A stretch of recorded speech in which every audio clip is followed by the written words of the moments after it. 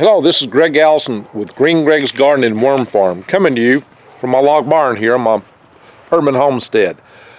I'm going to talk to you today about a topic that's a bit concerning, and it pertains to grid down. Specifically, the warning from DHS telling us that we need to prepare for 6 months, why that's not adequate, and go into that a little bit, but and really why that is a threat. The key thing here is that I'm going to be doing more videos on this in the future. I have chaired 2 power grid defense conferences. I have dealt with people from FBI, CA. I've been to Montgomery briefing Alabama state officials. Yes, I've got connections in this community, and I need to tell you about that. So, and I'm going to tell you a lot more about that. I'm going to have a number of videos on this topic coming up in the near future, and some prepping type videos. So to learn more about this, make sure you don't miss those videos. Please subscribe to my channel and bang the bell for update notifications. You will also see that I'm going to be covering things that you need to know to survive in a world where you don't have a power grid. I mean, what do you need to do to prepare food? How do you eat? How do you build shelter? How do you build cabins? How do you build things like that? I'm building a solar power water heater system for my aquaponics greenhouse right now. How do you run these kind of things? Worm farming, organic gardening, all these topics I'll be covering. So again, be sure to subscribe and bang the bell. Now, to get into this, quite specifically, 6 months is what they said that we have to prepare for. One, that's not credible, but 2, a lot of people don't believe the threat is credible. I'm going to tell you it is, and here's why. There are several root sources that can bring down our power grid. Many people are aware that the sun could do it through coronal solar mass ejections, and occasionally the sun does throw out strong enough CMEs from solar flares and such that can absolutely run the power grid worldwide. One being in 1859, which had enough power to cause fires in telegraph stations. That was called the Carrington event. 1/10 that strength in 1921 was known as a railroad event, which that event, if it occurred today, is believed to be capable of the same thing. The power grid in 1921 was not as connected and didn't have the high voltage power transformers, which are so vulnerable to being taken down. So and those are the problem. We'll talk about those in just a second, and that's why it's worse than what DHS tells us. The other root source causes, of course, are potentially an electromagnetic pulse from a nuclear strike, should there be like a nuclear war. That would be very catastrophic. That would take down a lot of stuff, more than just the grid. There are many things going to here in terms of E1, E2, and E3 radiation. I'm not going to cover all that today. That'll be a source for a future topic, discussing the types of radiation levels that you can get, what the actual mechanisms are. Just trust me when I tell you there are things out there that can take our grid down. One of the things that, of course, we're all aware of hackers, and we know there are hackers all over the place that want to damage this country. And one of the key ways you can damage us, the Achilles heel of this nation and the entire Western society, is our power grid and grids. It's really grids. We have 3 major grids here in the United States, for example, but they're all interconnected. There's subgrids even within that. So to get to the chase, the one thing that I'm aware of is direct ballistic attack, wherein terrorists can go in and shoot up a substation. It has been determined by DHS and a congressional power grid panel that we could have an entire power grid taken down just by 9 critical substations. Now, that may be classified, but somebody mentioned this to the head of the Iranian National Revolutionary Guard, as they call their elite forces in Iran, and his response was, well, we've already got over 20 targeted. Lovely. How do they do this? And a lot of people are going to scoff and laugh. Well, that's not possible. That's not credible. Well, excuse me, but in the 16th of April In 2013, the Metcalf station near San Jose, California, was attacked in just this fashion. And it apparently was a dry run type exercise. The people that did it policed up their ammo, and nobody has caught them. There's no clue as to yet, some over 5, almost 6 years later, who did this attack. They got away with it. The funny thing is, other things were happening that day. It was like the first or one of the days that the South Korean, excuse me, the North Korean KMS satellite went straight over Washington, D.C. They could have had a nuke on board for all we know. Probably not, but it's potential. Also, in that time frame, the North Koreans had a tramp steamer called the Chung Gang steaming around in the Gulf of Mexico, and they caught it when it was exiting, going through the Panama Canal on the other side, in the whole cargo hold bag or area. They found 2 missile launchers with missiles set up, hiding under bags of sugar. Interesting. They could have been practicing in the Gulf of Mexico for shooting those things up and creating mini MPs. So we don't know what all they were practicing and why they were. And North Korea isn't the only threat out there. And whether they're a threat today or not, I'm not going to get into that. Sufficient to say there are people in this world that don't like us, and actually it's well understood that small terrorist gangs could do a lot of damage to this country. This is already known.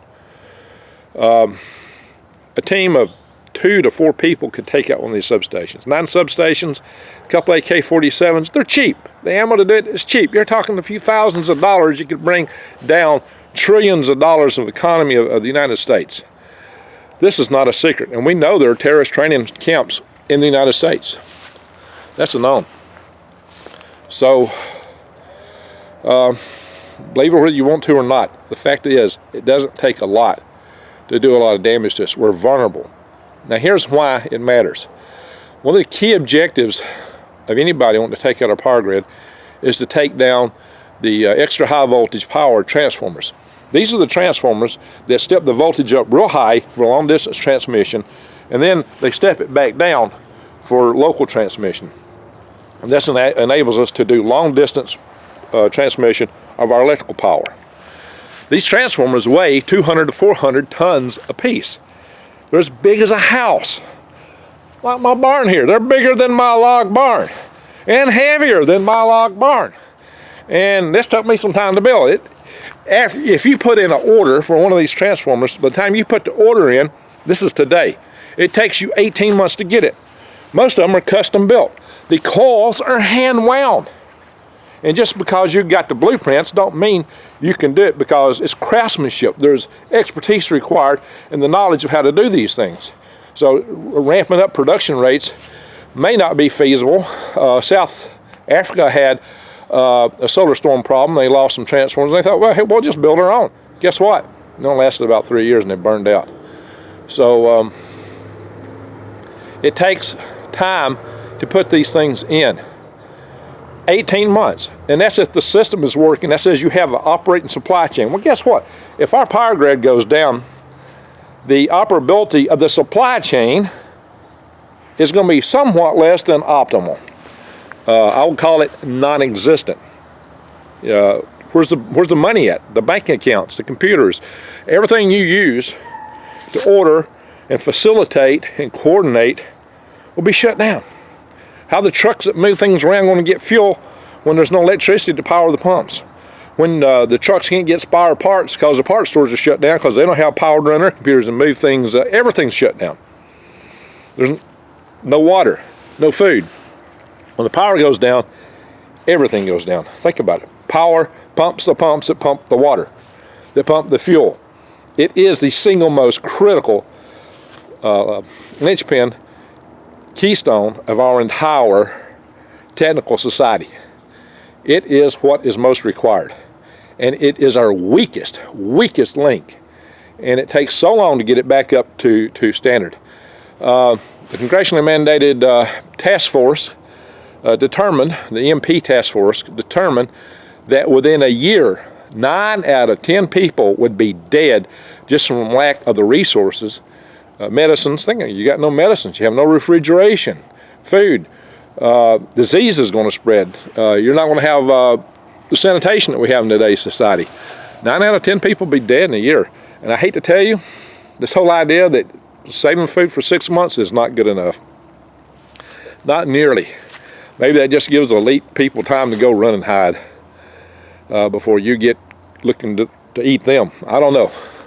But 6 months is entirely inadequate because it takes 18 months to replace those transformers if you can order them. And you know, if you've got all of them in the country fried, even if you could order and had everything working, you couldn't put them in place that quick. The estimates are like 10 years because, you know, there's limited production capacity. There's limited capacity to move these things. The cars, they move these things around on the big truck platforms and big rail cars. There's only about a dozen in the United States.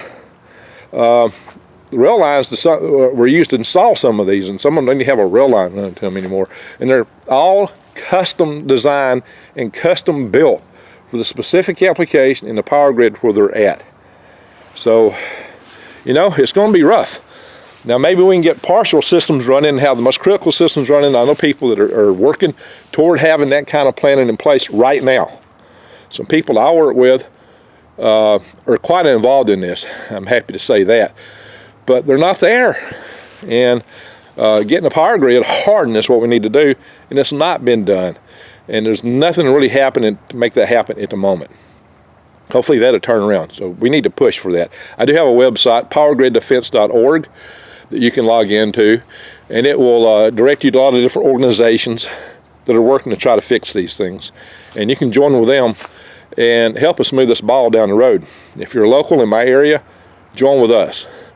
But on your own, I would say store food, learn how to grow your own food, learn how to live off the land.